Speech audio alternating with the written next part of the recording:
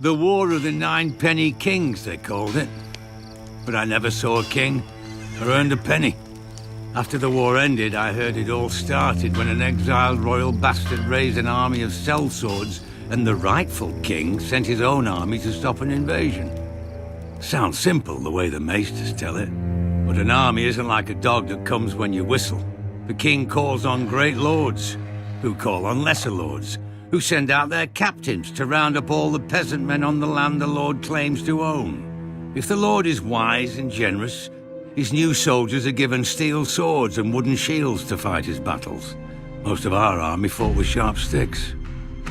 Singers still sing of the valiant heroes made in the war. Sir Brynden Tully, the Blackfish, Sir Tywin Lannister, and Prince Aerys Targaryen, Sir Barristan Selmy the Bold, who slew the bastard Pretender and ended the war at a stroke. But the king whose crown we were defending never came.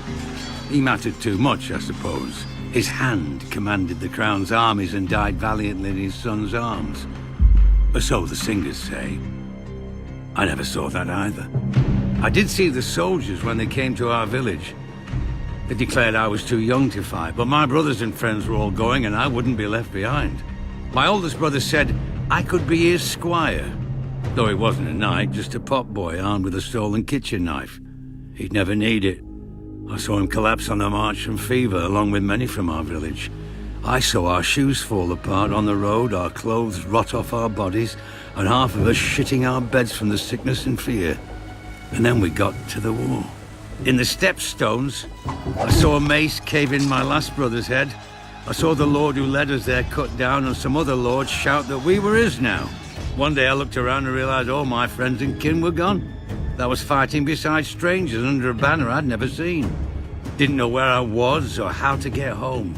When a lord rode up shouting at us to form ranks with our scythes and hoes, I couldn't remember which side I was on. Then the knights came down on us, faceless men, all in steel, and the thunder of their charge filled the world. I closed my eyes. Years later, after the war had faded into songs, I opened them again and saw what I had done and what I had become in the war and since. I went looking for a way back home. I know I'll never reach it, but that doesn't mean I don't need a guide.